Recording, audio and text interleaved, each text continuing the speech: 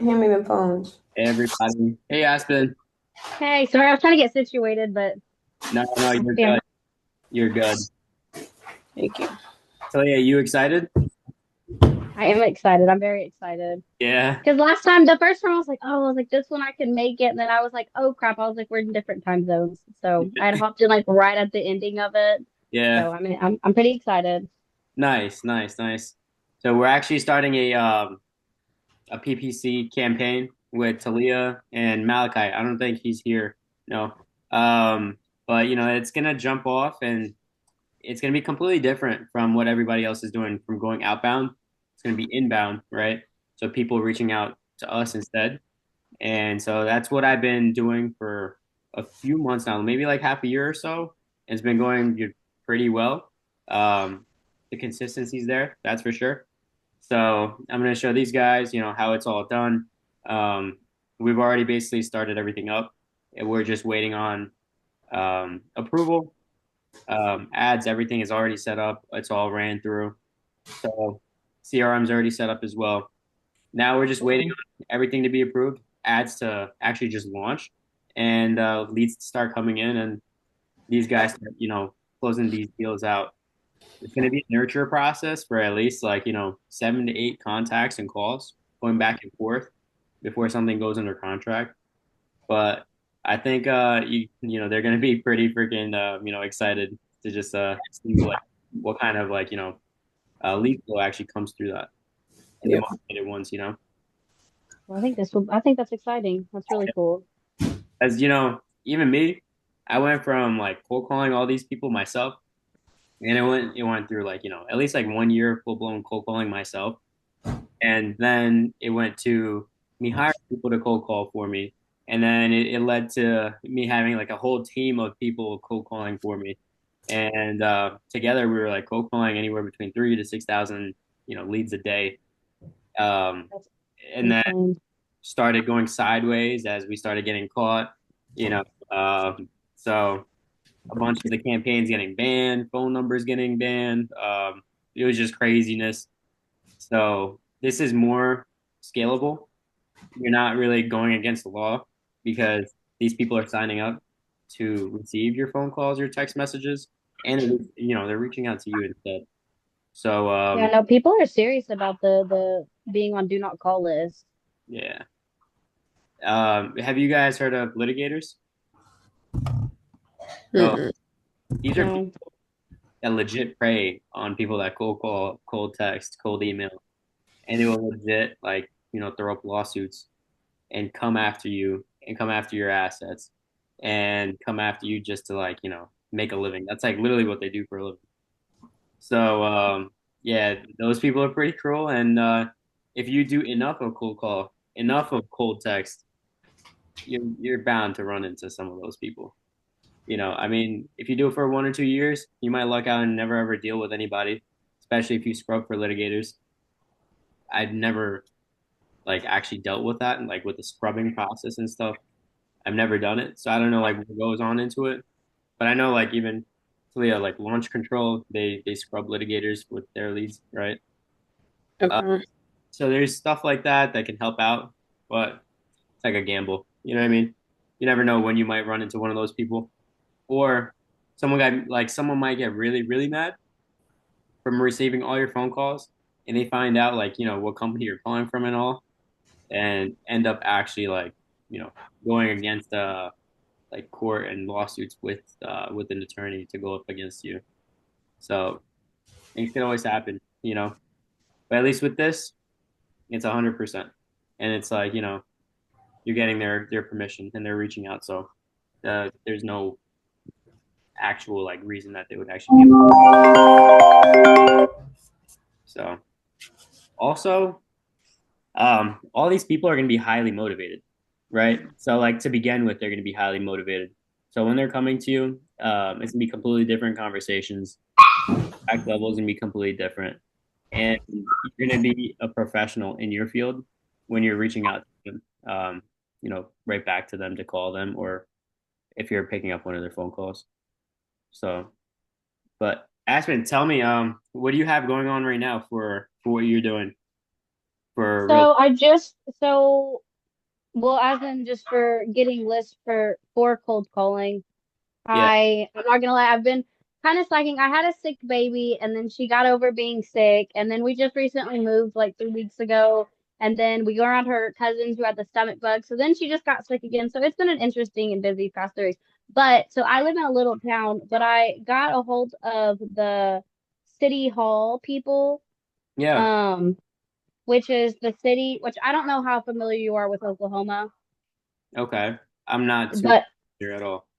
okay, so Oklahoma City is basically like our big city here, like that whole area like that, and Tulsa is like the bigger city parts of Oklahoma. And I got a hold of the city hall, and a lady gave me a website that goes through all the almost like condemned homes and ran down homes and getting ready to get put on the condemned list.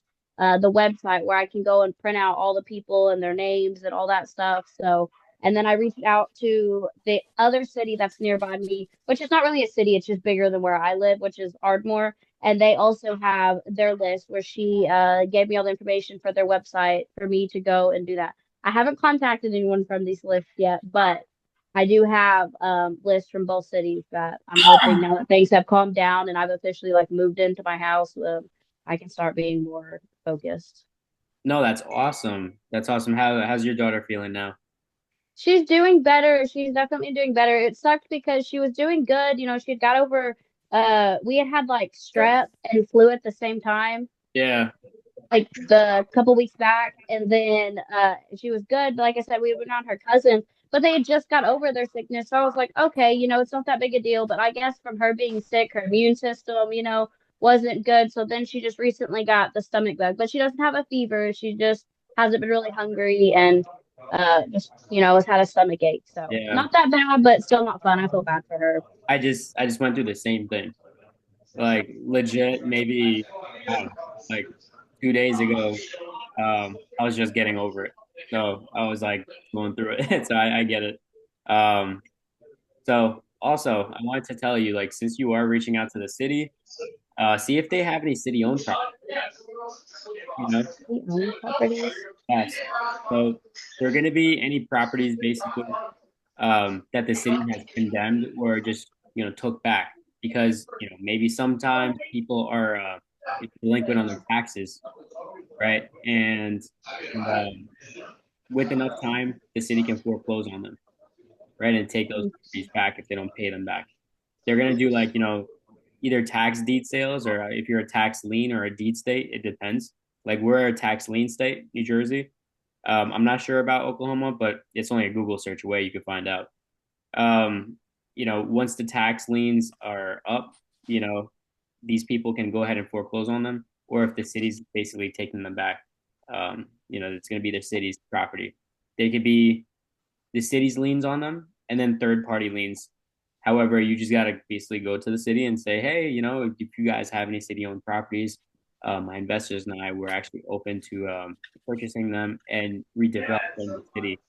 That way we can put them back on the tax roll and it positively impacts the city and the people in it, right? So they have no reason to not do that, right? So that you just have to prove that you are legitimate and you've done deals and that you can perform if they actually choose to work with you. So if you don't have Okay. experience, then you go ahead and you find other investors that have that experience and you leverage that and you just work with those investors and team. And that'd be a great way for you to just basically do like basically an abundant number of deals with very little to no marketing capital. Okay, that's Just leveraging, interesting. yeah, just leveraging relations. Yeah. So, John, what's going on, bro? Let's. Are you done? Yeah, yeah, yeah. Am I the only one? No, no, you're on here with all of us.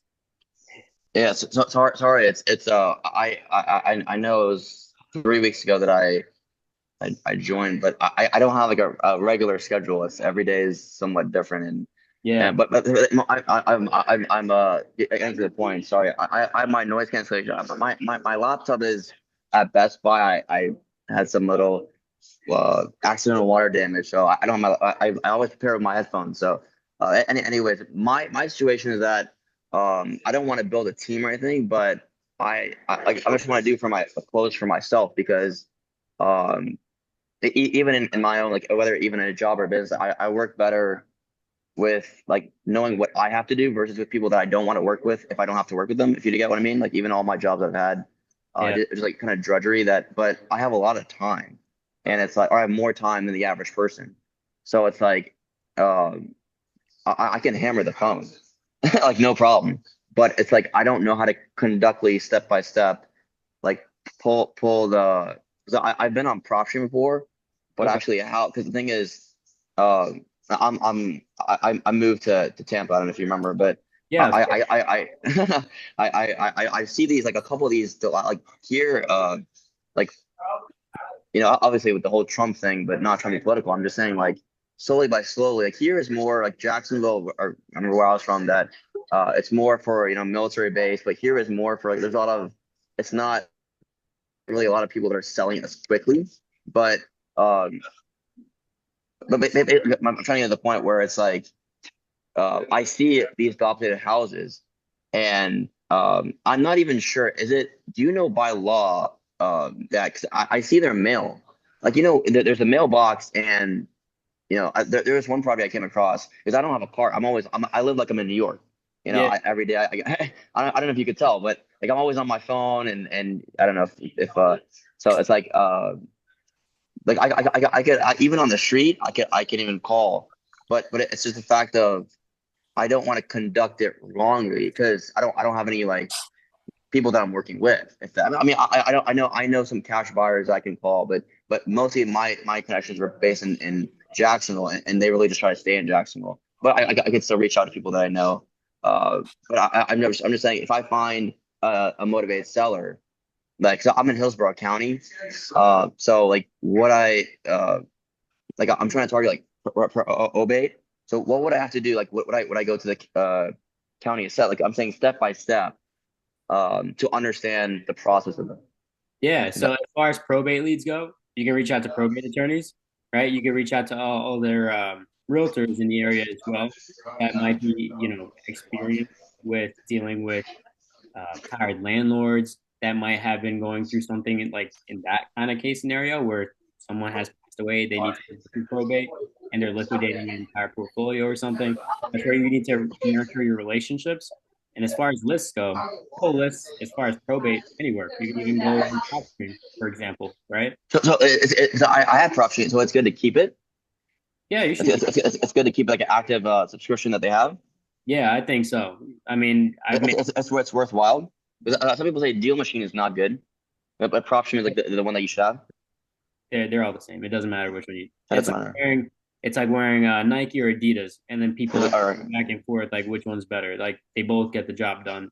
One just has Well, a well, well, well. Actually, the property that or my property that we fixed up and all that. Like before I knew what motivated seller was, this was around a couple years ago in COVID. right, That I kind of house like was a motivated seller. Like she even told us right, in the due diligence that oh my son's having cancer, we need to move quickly, and the deal went very smoothly. So it's like and even as gathering even with my jobs, like as the years go by, saving that money also it's like a like how you I'm assuming in Jersey that it's like several strategies and kind of like pace because I'm also like I'm trying to I'm trying to let my back rest this year, but I'm trying to slowly for the short term go into trade. So it's like kind of like have multiple avenues to 'cause I have a big mouth. I talk to everyone. So yeah, I it's know, I know. So so here's what I can uh, do. I'm actively buying like aggressively in New Jersey. As yeah, far as I don't you asked me, Jersey. I don't know anyone there. I only know Bonnie. That's you it. don't need to know anybody there. Listen to this. I can get lists of multifamily, so like commercial assets, and then you can go ahead and speak to them and build relationship with these owners. And these owners are getting really, really old, right? They, oh, I'm being so serious. As they age, some of these guys don't have kids. Some of them don't. They don't have any exit strategies. How do you know? You pulled title? No, no, no, no. I know from me speaking to some of them. Um, Like on the street, or just you just knowing people. them. I'm telling you, just hear me out. Legit me cold calling them. Um I've had this one tired landlord that I've used to actually talk to like literally on a weekly basis. We used to be on the phone for like an hour at a time every single time we have a phone call. And he would tell me like his entire life story and how he got many doors. And and then he would basically teach me. And even if I did already know what he was talking about, I would shut up and I would listen. And then I would go ahead and take his advice and I would go do it. And I would go do it and I would come back. And I would, So this is like an old you. It's like a 70-year-old you. exactly. I, Legit, I guys. yeah, so these people see me in them, and then Yeah. they basically build a relationship with me to the point where we're boys, Well, right? no. I understand what you're saying, but like that's why at least in this period of time, like, I've gotten even mentally, not trying to be weird, but I've gotten mentally better. But at least now, like I'm mentally strong. But it's where, like for example, people that I went to high school with, like differentiating people that I'm socially with, like haha, like right now, like I'm not talking about money with people here, but it's like differentiating the career, like the corporate executives that I know, or the big business guys, to like my family. So like, 'cause if I talk about like money with my dad, he's like, oh, it's enough money. It's like, but then if I like, it's like how do you just like people say like read the room, or it's like. But it's like in that kind of Wall Streety like big money scenes like so it's like you don't know how to like act sometimes, and people like some people don't talk to me anymore. It's kind of like but like I kind of feel bad, but I don't because like I want to make money. Yeah, so let's It's like focus on this multifamily thing we're talking about right now, really quick, right? no, I'm saying it applies because Right. that yeah, maybe I'm not communicating right. Oh, sorry, but I'm just saying that like because people know me from their angle, right? Like you know me as like real estate and whatever. So it's like sometimes I get not stressed out, but it's just like I talk with so many people. Like, let's quick question that do you think I should get another? I even thought of this. Maybe next year or in a few months, whatever it is that because they upgraded the phones anyways. That should I get a one phone for like kind of screen my contacts and I would say I have more experience when I was 5 or when I was 18. But anyways, but should I get one phone for business and then one phone for like social and so that way I can be more professional and or so because some people are like okay like my own friends right like why are you talking about money so much then someone like the business guys hey man like do better so it's like I don't like I feel like people are always kind of like somewhat upset with me but they're not so it's like I don't know how to like be like a more professional person but also like act my age. Right. We're just real estate focused on this, on this Zoom really quick, right? No. I'm not saying, but I'm saying when it comes to like real estate, like your what's it called but okay, my question is, should I get another? Because like if I have a list of over the years, right? Of because it's like even you like I communicate with you through Facebook, and I'm not on there all the time. So I'm saying for the list of like real estate, right? For the list of the cash buyers, that's what I'm asking. That should I get another phone for business? So like, hey, these are all my serious business or money people that like and the cash buyers. So I don't have to look on my phone and differentiate. Like that's what I think. Do you think that's good? Here's what I do. I What have do you do? a business line and I have a personal line. I only have one. I know, but this is what I'm doing. This is what I have. I have two phone numbers like that.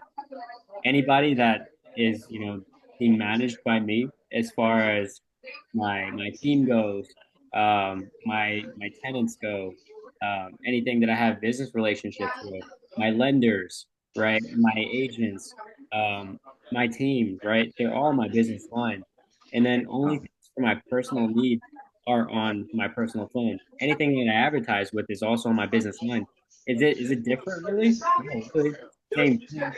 All attached to my phone. No. I was. Yeah. It's not like I'm not. It's not a dire need. But like for example, right now on my one phone that I've had for almost 12 years. Sorry, I told a lot, but I'm saying that I have to sniff through the contact. I probably 1,001 the last time I checked. So I'm saying when I separate it, it gets easier that if I think Cheyenne Patel, New Jersey real estate, boom, pick up the phone quick instead of going, oh, like how many people I know. You want It's like quicker. you can use a CRM to do that. right? It's a customer relationships. Yeah, I know the CRM. Yeah. So just get a CRM and it solves your issue. But going back to the first topic that you were talking about, multifamily. All right. Whole list of these multifamily owners, you can reach out to them. You can build relationships with them. The minute that they're open and selling, they're not going to hit up anybody other than you because they're your customer. But sorry, I'm sorry for the noise. But if I get to know these multifamily guys, what you're saying, sorry, I hope you don't hear. What credibility do I need? Do I need a? Is it about the money? Is it about the construction experience? Is it about the It's lines of a great credit that I question. have? So I say so, let me, right? let me share some insight on this. At first, I used to think that I was underqualified Underqual, yeah, underqual. because look, think of it this way. I was in Joe Schmo. I only had like one asset, or even before that, I had no properties. I was like, who am I to tell these people? They're gonna look at me like a noob. Oh, I was like, maybe let's just take advantage of me being a noob. There's a negative side of everything, everything. To take the positive out of everything and use it. Forget the negative. So I knew that I was a noob. I knew that I wanted to be where they're at. So I basically go ahead and boost their ego. Hey, how's it going, John? Yeah, I noticed that you own in 23 Main Street. They'll be like, I'm not looking to sell. Fantastic. Actually, I don't even know how to buy, and now you're gonna confuse the crap out of them. You're like, So it's kind of like a white lie, but not really. no, I legit did not know how to buy. Like I wanted to go in there, see. Well, I know how to buy, but I don't know how to wholesale. Yeah, I've never been the middleman. I've been the buyer. Just listen to what I'm saying. Uh, I'm not saying that you should go out and sell. I just took advantage of my situation, right? And then these people thought I was ballsy enough to call them and just tell them how I was. And whenever I said something like that, they'd be like, "Okay, so then why are you calling me?" So then I would basically tell them, "Well, I saw that you own so many properties out here, and in the grand scheme of things, I'm to do what you're doing. I think it's fantastic, and all I wanted to do was see how you put it out." And boom, and I just shut up. And these wealthy folks that have done great things in their lives love talking about themselves. I let them. don't. So I thought even people that that are older, they told me hey man, you need to listen. But I understand that, but sometimes I just don't like people put me down where I'm not a nobody. So it's kind of like finding that fine line. Is it? Do you think that it's I don't know if this is helpful any like versus when you say like somebody might be putting you down. When I used to sell cars, I like when I first got into selling cars, I didn't know anything about selling cars, but when I would get with customers, especially customers that had already been at the dealership, or obviously had bought cars numerous times, like an old person who bought one for themselves and their wife and their kid, and now their another kid's coming up and they're getting a car. So when they would say things that would almost still like make me feel defensive because they would say something that I didn't know anything about, I used to take their I used to, at the end of the day, I'd write down whatever it was that they said. Like if they brought up some kind of conversation about something that I didn't know or something that I didn't understand, at the end of the day, I would write those down and I'd go back to my manager and I'd be like, what do you say to this? Like, what are different replies to this? And then I would go home and I would basically like free script with myself. Like I'd sit, like go over like replies back to this, or I'd look into more stuff of that. And like I said, or I'd role play with my manager. So there's just some ways when I was selling cars, like how I learned when people would say something to me that they're like, oh, well, I know this, that, and the other. Like, what do you know? I'd be like, like I said, I would write that down and I'd go back and role play with my managers and I'd go home and I'd role play with it. And it just kind of helped me with responses. So when something similar to that came up, I would always have a response for stuff like that, or I'd have the knowledge because I looked into it about stuff like that. no, I think we're talking about two different things. I'm not just talking about in biz. I'm saying in life. People think I don't know anything in life, and like for example, I have when it comes to Alex real estate perspective, I don't have big money in my bank account, but I have worked for free for multiple times I was under a contractor who it's a long story short where I was a kind of a I did labor right for I even have photos one was another my former employer's project, one was my dad's project, which we're still doing. And I house hack. I tried to do some wholesaling. It was a few years ago, but I've had other things going on. But I'm saying like I am not a newbie. So like I don't have the deep pockets, but even not even I'm just saying, people in life that because I don't let people bully me. That's what I'm saying. It's like maybe I do get defensive, but sometimes I don't give a what, because I have been I don't know, bullied in my life, but I don't let people, they step on me, and it's like so it's and I feel people, they do that. I don't know if it's jealousy or sometimes. Now, yes, if it's someone that I experience, especially in the field of real estate or construction, I will shut my mouth, because I could say that guy has achieved, he has experience. But if it's some Joe Schmo that is just trying to pick on me, and that's where, like, especially as a, like, I don't know if Cheyenne agrees, but you can't just let people walk all over you, is what I'm saying. It's not like I have many things to do, and I'm just saying that, like, I'm not saying I'm arrogant. I'm just saying, like, I don't want people to walk all over me, is what I'm saying. No, I get that. I just think maybe when in situations like that, you just have to be careful with where you're putting your time and energy with people. Like if there's a certain client, or as you call Joe Smo, that you're dealing with, and you're like, you know what, maybe this isn't necessary, because not everything has to be a deal. Not everything is always going to be a transaction. You're in control of your business. You're in control of who you work with. If you get in the mindset of you want to try to appease everyone or do Yeah, this, even though they're being kind of that P. Yeah, you're right. The P's thing. Like, it's like I don't like 5 years ago, it might have been like I didn't have experience in life, or like I'm not desperate for for money or for a job, for business. Like, I'm still looking to work under someone, or to gain experience, but I'm not a nobody. Like, I'm not a, like, at least in the business world too. There's a lot of sharks out there that they will actually look at. Not everyone. I'm just saying in general, that they will look at you, um, like, oh, he's an easy target, we can just use him, and then not really care about him as a person. And so it's like, you don't want to seem like desperate to the entire role. Like, hey, please get me, please hire me. It's kind of like just even as a person, like, knowing your own worth and knowing what you want. And but I don't know. Maybe I overreact. Maybe I. John, I Uh, think you're just thinking way too hard about this. You know, it, oh, just quiet your brain, and whatever they think, they think. Who cares? Just focus on the real estate and focus on getting more deals. And anything else that comes to mind, it's just noise. So I should get high level, and then do you use high level, or Yeah, we use Go High Level. I've used a whole bunch of different things, but it doesn't really matter. You could do so lots of business even just with your phone and a spreadsheet, or even just your phone and a piece of paper if you wanted to at the end of the day. And that's so how I so start it out. so more like it's going to be like over time thing as the years go by. And I was just thinking in my head, because over the time that, at least here, I don't know about that, because I even slowly see, like, there's a lot of single families here that are slowly being done, but it's not as fast. So like, so you suggest that I use a CRM, I get prop stream, and I just get to know the entire landlords, and know, like just get to know more people, and don't try to, like, close now. Like, if I close, I close, but if I don't, like, it's not a big deal thing, or Exactly. Right. And so what's your goal? Is your goal to wholesale some deals and make some today money right now? is that is there like are you just asking my opinion, or my answer, or Yes. I know that's what uh Talia wants. I know that's what Aspen wants. I know that's what I want. I also want to go ahead and buy a lot. What's your goal? is there a correct answer, or just like my situation? I'm Well, asking.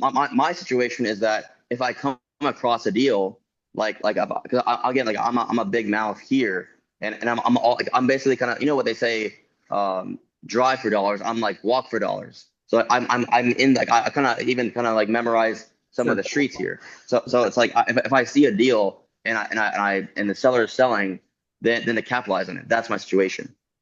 So your goal is to basically wholesale deals? Yes, yeah. Okay, so do this.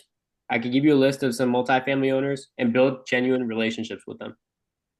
Call them all. Okay. Call them all. I'll give you some in your own market as well. Call them all and build genuine relationships with them. How do I not, like, when building relationships, how do I not mess that up, in your opinion? Who cares if you mess it up? Go mess it up and learn from what you did. And then go ahead and try it to the next person. As in getting to know them as a friend, right? Yes. Go build a relationship. And when Or, you come and go learn from them, they're where you want to be. So don't let your ego get in the way. Put it down or flush it down the toilet, and just become friends with them and just listen and learn, and then go do what they say, and then come back to them and show them that, look, you're not wasting your breath giving me this information. You gave me information. I took it, ran with it. I'm coming back to show you that it worked. Or if it didn't work, I'm coming back to show you that, hey, look, I took action with what you told me. so see them as kind of like someone even like you, like kind of like a advisor or coach. Like, hey, like you gave me this information, I did it, and then like get better as the time goes by, type thing. Yeah. I mean, look, if you took my advice and you ran with it and you came back and told me you got a deal, do you think I'm going to trust you from then on? Or do you think I'll take you just not seriously? I'm going to trust you, right? So you're building trust with these people by doing what they say because they've already done what you want to do. So why wouldn't you listen to them? Right? And that Or, builds a lot of trust without you even knowing them. And that's how I built relationships with so many big portfolio owners. And when they do go ahead and off sale, they just call me, and that's it. uh, Marketing, nothing, and I get a deal that way. And I end up making 10, 20, 30 grand, or I add it to my portfolio. And they oh, know. so you're it's like how you're looking for them. They're also looking for like they're looking for you. It's like a match, right? Like a win-win. They don't want to give. They don't want to trust someone that they don't really know. It's like they said that in business you do people that you what was it like, or what was the quote that like, so it's like a you trust the guy, Yeah, it's like relate. like yeah, whatever, yeah. So, so that's one. Two is staying consistent, which is something you're freaking great at. So go ahead and take advantage of that and go meet people that have a lot of, and then stay in consistent relationship. Well. The thing is, people, some people like they really like that. Like I'm very kind of like I don't want to say any names, but I'm very like I even told people I live like I'm in New York, like but some people they get kind of frightened. Some people like they love it, like oh like, but then they're like, hey man, like kind of read the room, or like I can understand what they like. I kind of like I don't really take like no for an answer, so I'm like, hey, I'm like, I got to kind of be the center of attention. I like to get to know everything about. Is that not how? Is that not like? Do you not recommend that? Like, I mean, I can change. Because that's how I got to get opportunities in my life where it's like you go get it. Like you kind of you gotta go get what you want in life, right? From That you thing or not to me all the time. All huh? I is that you just gotta give them some space sometimes, right? They got right. No, seriously. So if you just like bombard them, they're gonna get annoyed and they might block you if you're being super annoying. Or if you're just being a super cool friend down to earth with them, they're gonna build a relationship with you whether you like it or not over time. And it takes time. It takes a lot of time. Well, no, I don't like different people give these perspectives of how they see me. So I thought I was kind of like the underdog where I kind of try to prove my worth. So it's like whether it's not metrics or whether it's effort, like I kind of like because some people don't take seriously because they don't know who actually is serious about whatever they say they're going to do. Is that not true at all? What do you mean by that? Like it's a simple common sense, like if whether it's a job, it's a business, or whatever you want in life, whatever you're trying to get better at, if you're going, if you're going to someone, an employer, a lender, a whatever, like you're trying to show someone you're serious about something, and that you want to prove, or something like that. The people usually, that the high level people are right, they are in business or whatever it is, they usually kind of first blow you off, and then they say, oh, this guy might not be serious, because they get so many people coming at them. So it's like I thought you had to prove that you're actually, like, you kind of like show persistence, and that you're really serious about whatever you're trying to accomplish. Definitely show some persistence, right? But don't go like absolutely like AWOL and hit them up like 5 times a day, bug them out. Like don't do that. So people don't like that. Like I thought kind of like that kind of Wall Street, like kind of like sales. No, No, no, no one likes that. No one likes that. Be I real. do. If you like that, then great. But you and like 8 billion people, you know what I mean?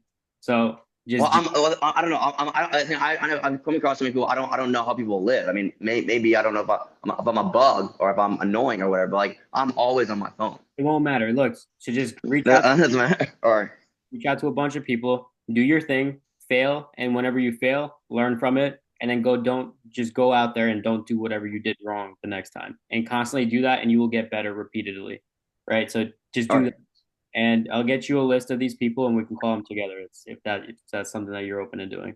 and so are we communicating? So you want me to communicate with? Because it said 8 on Zoom, but I kept again. I was like, I don't know if it's a time difference, but I don't know what happened. But do you want to keep conversing with you on Facebook? So check my Facebook. I don't or my messenger. I'm sorry. It doesn't matter. We'll talk. Don't worry All about right. it. Let me help these guys out as well.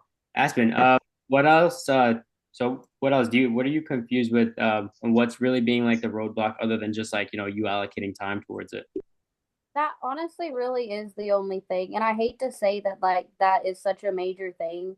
It really is. So, um, you and I have talked about it Yeah, before, but it's just it really is hard for me. Like I work full time, right. um, a full time mom. Like I don't get like weekends and stuff like that. Like I have my daughter 24/7, which is great. Not complaining. Love my daughter, but and I also go to school full time. So I'm at work all day, and then on at nighttime, when we get home, we're doing bedtime routine, dinner, all that stuff. Like literally tonight, how I got to hop on here is I literally came to sit at my grandma's because we did a family dinner tonight, anyways. And they're like, my family has like a farm, and all of them like all That's cul-de-sac. nice. So they're all like up there eating, and I was like, "Can she just go up there and eat?" I was like, "I really want to hop on the Zoom tonight." So it's just time wise is really hard for me. Like I said, we get home and we're doing dinner and bedtime stuff, and then at nighttime like I'm studying for my classes, and by the time I normally get done with that it's almost 12 o'clock. And then on the weekends, if we're not doing an activity, I have my little cousin. It really is a time thing. So But I've been telling my grandma, so I'm like I was talking I can't say I can't even talk. Like I yeah, was talking to you about, I am trying to get it to where either Tuesday nights my little one can stay with her grandma or my grandma, so that Tuesday nights I can guaranteed hop on the Zooms and I can dedicate that to when I get off work, I can sit down and try to cold call people or get my schedule together for houses or people that I need to go talk to and stuff like that. So I am trying to days into being for so sure. It's here's here's a big thing, Aspen. If you're really, really low on time, you have to figure out. honestly, hear you. There's such noise. Thing that's Okay.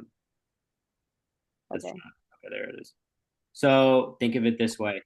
Um, if you are less like low on time, then you need to figure out how you can leverage your time, right? And then you got to figure out how you can leverage other people's time as well, right? So you might want to work with other people, right? This group is a perfect place for that. John just said that he has all the time in the world, right? You can go ahead and leverage that. You can work together, right? That's one. That's one strategy. Two, you can build relationships with agents. Their full-blown job is literally just do this. And if you can provide value in another place where they take care of all the time, and then you come in with something more valuable where they lack in, and then you can partner up and you can still do deals that way. Three, the city, like I told you, right? There's an abundance of deals, right? There's an abundant number of deals out there with the city, with ran down cities. Go to really, really distressed areas and make relationships with these folks in the city, right? Um, there's here's another one. Go speak to banks. You have your real estate license. Speak to banks and ask them about REO properties. Any properties they're taking back. Banks are in the lending business. They're not in the business of taking properties back and keeping them. Um, so go leverage where other people that have a lot of time can spend. You can't just do something else, right? So think of that in that way. Because think of it this way. Look, if I was asking if I only had 1 hour a day to work on something like this, and if I'm competing against Shyam that has 10 hours a day to do this, I'm going to get slaughtered. If Literally. we're in the same market, you're going to get slaughtered alive. You won't get any deals. I won't let you eat, you know? So you got to see like, okay, what can I do to outwork him? Okay, he got time, I got people on my side. You know, oh, he has time, I got connections on my side with the city that he doesn't have. Oh, he has time, I have relationships with the banks. I can literally make a phone call and get deals from the banks. And I have a license, he doesn't. Right? So like look at the pluses you have and then see like how you can make value out of the little time you can have and how you can basically multiply that if that gets you to open up your eyes, right? And then two, maybe let's say like if you don't have time, then you got to have money, right? Maybe just wholesaling and selling properties might not be for you. Maybe you might be great at building relationships and raising capital. Maybe you can buy a lot of properties.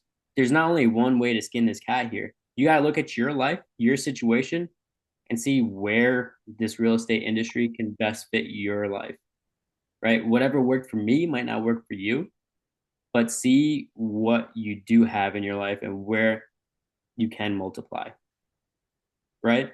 So like maybe like you already have a child. I don't have a child, right? If I had a child, I would not be able to work like a freaking animal, you know? I wouldn't, because then I would be a bad father, right? So it's like see where you can multiply in your life. Maybe you can be a great landlord, right? Maybe you could be a great property manager, and that can be your in, right? That way, Just talking with one of he actually used to be a manager when I sold cars that I know really really well, and he moved away yeah, and we became good friends, and me and him were just having a conversation the other day because I told him, because we were talking about time and stuff like that, and and he was asking about real estate, and I was like, it's good. I said I basically only do it part time, if even time allows that. And I was like, hey, would you ever be open to, if I find little small fix and flip properties? I said just something that doesn't need a whole bunch of work, that we're not completely remodeling. I said, would you be open to doing those? I said I can make sure, I can hire construction people to come and fix them up. I said I'll manage them if you want to. I said, so that is a conversation I just had with one of my old managers. So definitely. And then also actively, like, so what do you do for work? I work for a sanitation company. So I work for a trash company. I'm the only one in the office, so I literally take care of all of their accounts, everything. That's awesome. So are you in connection with like the owner, just higher ups in the air in the company? Yeah, so it's actually my daughter's grandparents on her dad's side. So I work for their company. So Okay. yeah, they're the owners of the company, and that's why I basically take care of everything. It's just because they know me so well. So I do literally all of the stuff. And they too are also, they're currently, so I just sold them the property that we're moving the company and office and everything into. So I sold them that, and they're wanting to start actually get into, it's the same thing, like fix and flips kind of homes, but with Right. in of us moving the company and getting the building built, and because we got the land for it, but getting the building built and getting all the trucks and stuff over there, it's been really hectic, which is like another reason.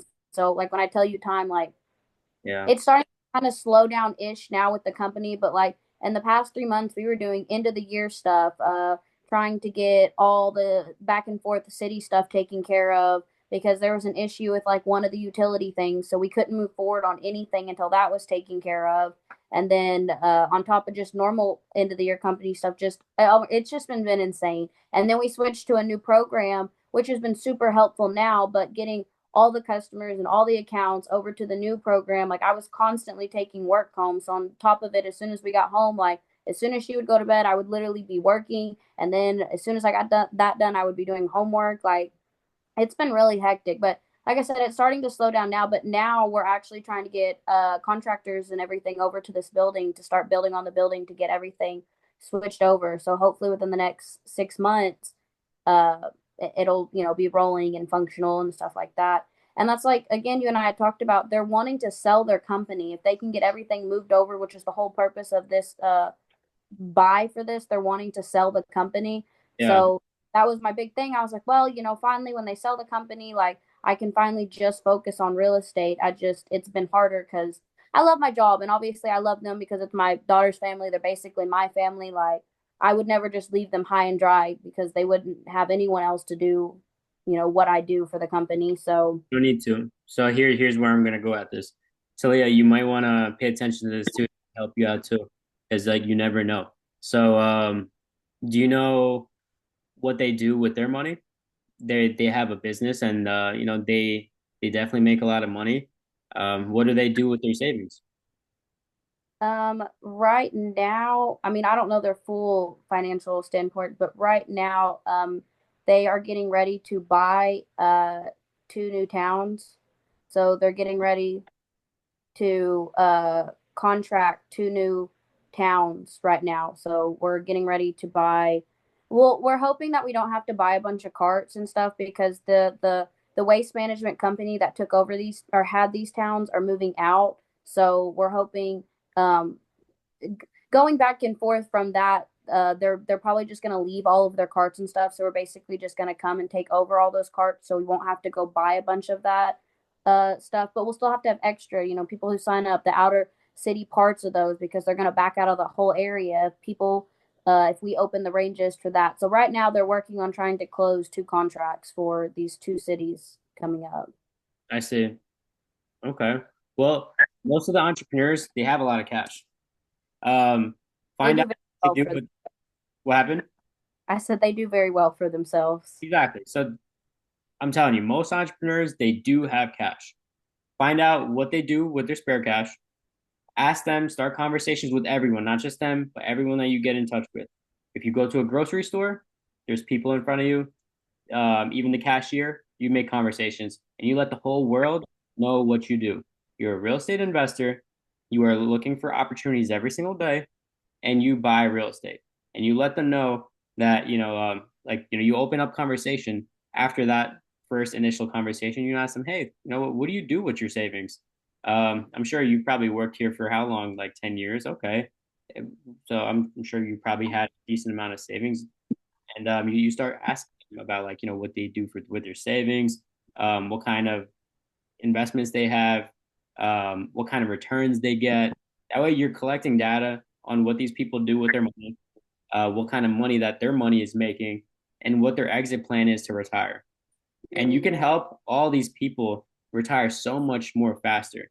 I've raised so much money from regular people, absolutely regular people that you would never think that would have money. They have money. The old lady at the grocery store has a lot of money from working at the grocery store from, I don't know, 15, 20 years. And, if you can build that trust and relationship with them, they would be more than happy to give you their money, their hard earned money, so you can go ahead and invest it in real estate and earn double digit returns for them. Right. And you can make that passive so you can continue living your life and you can start investing. So there's so many different ways that you can do this. Or let's say even if you don't have the time to even do that, you can find another investor in your area that you've worked with and you can basically help them raise money and you can be partners with them just because you're able to, help them access to capital. Right? So there's so many different ways that you can go at it about this. And that poor little lady at the grocery store, she might only be making 1 to 2% in her savings account. Or at max, she might be getting 4% on her CDs. Right now, the going rate is 4.5%. What if you told her that she can start getting 10% back on her money? Wouldn't you be doing such a great deed? And it's backed by real estate, one of the greatest assets on earth, right? So, like, these people don't know. And by you asking more questions to these people, you're able to educate them. And you're able to teach them. You're able to be their teacher and you're able to change their lives. There's one investor that I know. He worked for like 35 years. He's disabled now, and he solely just lives off his savings. And you'd think, okay, well, how much savings does this guy have? One day he's gonna run out, right? But just because of his knowledge that he's learned how to lend money, he literally lives off of the money that he earns from lending his own money that he's saved from the past 30 years. He makes six figures a year from just lending his own money out to fix and flippers. So he's basically a private money lender with a little bit cheaper rates than hard money. He learned how to basically analyze these deals and he does it himself. There's so many people that don't know this. There's so many people that don't know how to analyze deals, and you do. So you see that like you have value and you just need to give it to the world.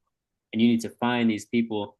And if you don't ask questions to these people, and these questions are difficult, you're asking them personal things, um, but it's for the greater good for them and for you, right? And if you think of it that way, it makes asking these questions so much easier. And the money's everywhere. Like the minute you step outside of your door, it's everywhere. You're surrounded by it, right? So another perspective to give it to you guys, because when I bought my first rental, I didn't have money. I had a lot of bills. I didn't have much money coming in, and I haven't had a wholesale deal in like 2 months, and I was running real dry. And this deal that I was trying to sell to this investor, she basically convinced me to buy, you know. So and I didn't know how to buy. And we got real creative and we worked out different strategies on how I can buy. I ended up basically taking out a $30,000 personal loan. I raised $25,000 from my uncle, and then after that, I ended up getting two business credit cards to fund the rest of the entire project.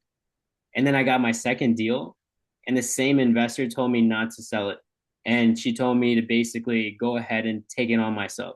Now I don't even have my uncle on my back end. I don't have my credit because my credit's all tapped out. All this money out. I have no other options. Now I start actually raising money, just exactly what I told you to do. I went to every single person that I spoke to and I told them about these deals, told them, what I can do for them. I asked them what they're getting with their own money right now. And I was able to raise another $55,000 like this for a deal. It sounds like easy when I'm saying like this, but it wasn't. I reached out to hundreds of people to get one yes, and that turned into my second deal. And I did my third deal the same exact way. I raised more money. And so now, even if I have the money, even if I have 100 grand laying around, I still don't use my own money. I raise it because I have that skill to raise it. Because if I do find a nice deal that's a grand slamming home run deal, if I don't have money in my bank because I spend it on this deal, I'm not able to take this grand slamming deal. So, and I learned that strategy from an investment banker. He told me, "Oh wow, you've raised all this capital, you've done all these deals. Go raise more. Don't you dare spend your own money. Go help more people out because that's what you're doing at the end of the day." Like, so they're like, don't try to be cheap and save 10% on interest. Go spend it. Go make more money for all these different people. And these people go ahead and now start telling other people that, look, 1 year goes by, I give them back their money. I have a cash flowing asset. I flash it all over the internet. I show that, look, this is what I did. And I helped this Joe Schmo regular guy turn his little savings into, 10% higher. And then he's able to have like, reinvestment back into my next deal, so on and so forth. He goes and tells his friends and family at the family dinner, right? And then it compounds. Next thing you know, 10 years go by, and now you have access to $10 million, right? Now you can do big boy deals without even still having any money. But by then, I promise you, you will have too much money to know what to do with. So it's the money's out there, and you don't need the money to do big deals. You just need hustle. And it's like, for example, like John, he's in Miami. There's money everywhere in Miami. Like everybody has money in Miami. And even if you don't, this will give you guys even more of a drive. Those first two lenders that I borrowed money from, I've never even seen them in person when I borrowed the money. I cold called them. One I got from a referral. My friend Cindy introduced me to this one guy because of how much I was like blabbing about, me needing private capital to take on these two deals. And then the other one I got from Instagram. Instagram. The guy's living all the way in Florida. He gave me $45,000 over Instagram, right? And then once I actually turn the entire deal around, he goes ahead and posts about me and tells all his people like how good of a job I did on making payments earlier and doing the entire job and him seeing like what a nightmare I went through. I lost money on that deal and I still paid him back everything. And that showed him everything about me. Right. So I hope like you could get some value out of that and shows you like a few different angles of how you can, take at this real estate angle, even with your situation. And I hope that does help. No, for sure. And kind of going back to you saying in the beginning, just like the making the connection and building the rapport with the people, like it. I mean, you doing that and being able to do that, and him, closing the deal out sooner and stuff like that. Like I 100% agree with that, and that making the connection with people is so important because, in the beginning, like when I first got into real estate, so there's a couple businesses or brokerages around here. And I knew for a fact once I got my license, like there's one specific brokerage that I was like, I don't want to work under because it had such a horrible name.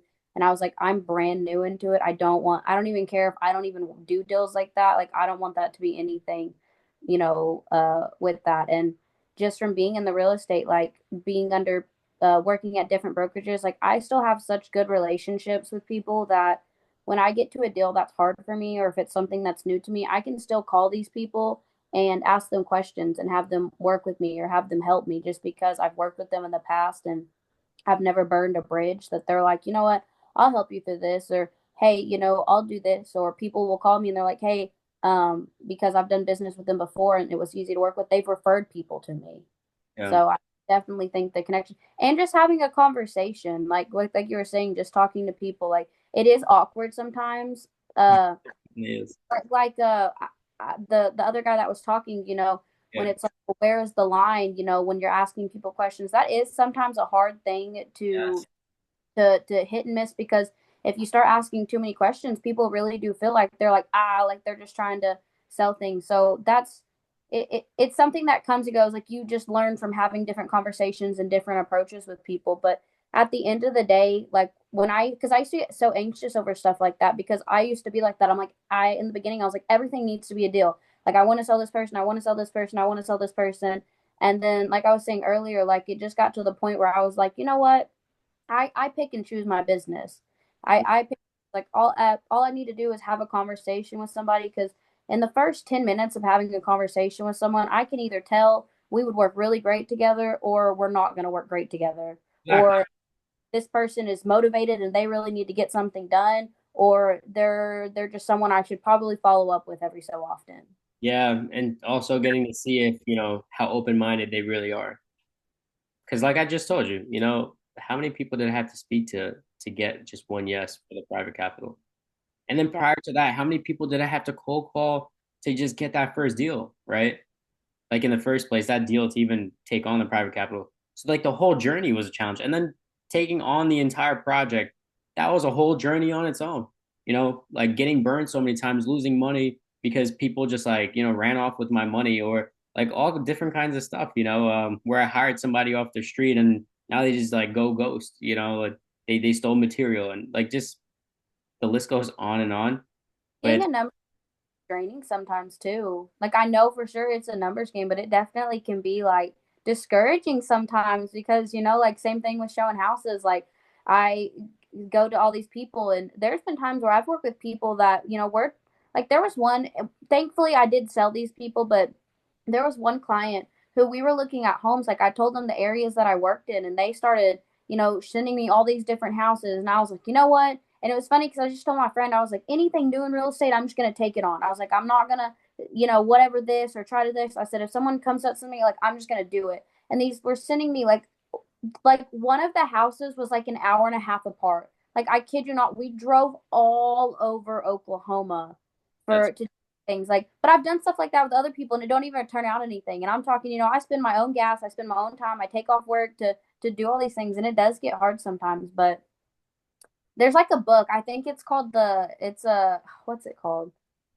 Go for the No, or I'm maybe it's called Go for the Yes or something like that. not sure. I haven't heard of that one. It's been a long time since I've read it, but it's really good, and it's motivational. Just talking about basically that, like you're gonna have obstacles and stuff that comes to you, but once you like get over that, and you get over the fact that this is just on to the next, well, something else will happen, something will come, then it does make it a little, it does make it easier. But it Definitely. is a hard thing. I know some people are like, oh, well, you just do this, this, and that, but they don't, like you were saying, like there's so much more that goes into when that deal finally happens, but it is so much more like rewarding when you finally get that deal closed and it's done. You're just like, yes, like this is everything that made it worth it. Look, a wholesale is great and all, but it's just for today money. You the ones these these deals that you buy and you keep, they're there forever, right? They're the deals that are gonna pay you for a lifetime, and then they're gonna pay your children's children, right? So yes, I preach for wholesale, I preach for fix and flip, but I also preach for buy and hold. I do a little bit of it all, and it's not to be a master of it all, but my goal from the get-go was not to be a wholesaler.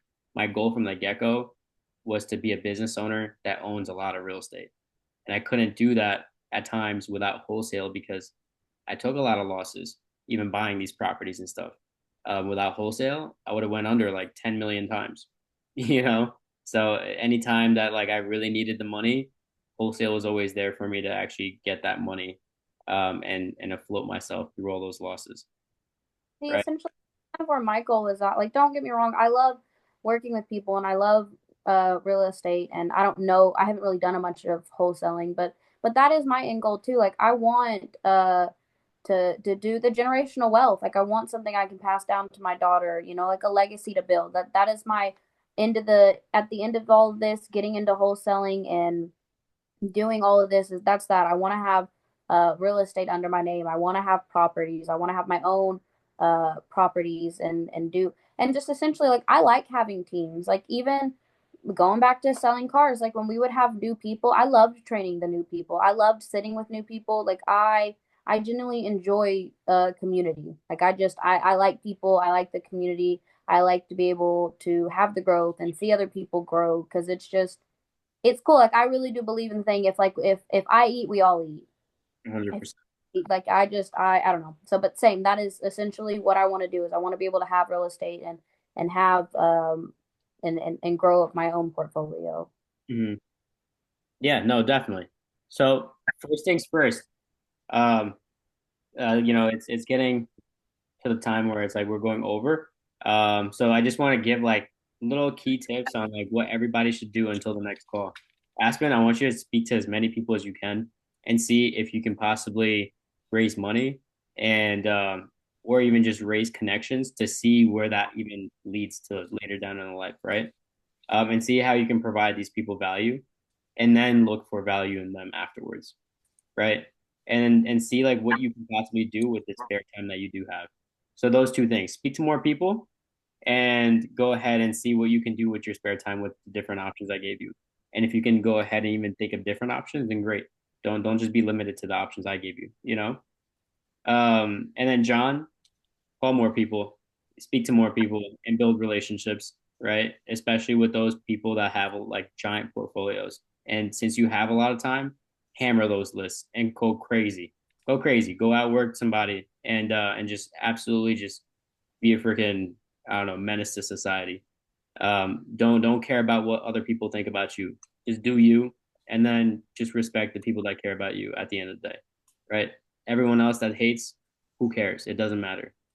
Talia, we haven't even really spoke, but for you, it's gonna be the skip tracing those lists and hammer them. Yeah. We'll make some Yeah. money with those tax leads and Did you get the email that I sent?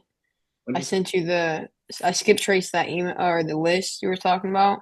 Mhm. I have like 58 of them that all popped out of that whole thing that Nope. came through to find numbers. Let's call them together. Which one is that? That's that I'm sorry, not which one, but when did you send me the email? just today. I sent you a message too when I sent it. It was my birthday. It's my birthday today, so like it was really busy. So like Happy friggin' been birthday. here. That's awesome. That's awesome. How old are you now? 21. 21. You Yeah. need to buy some 21 rentals now. I know, right? That's right. Let's go. Everybody's like 21 shots. I'm like, no,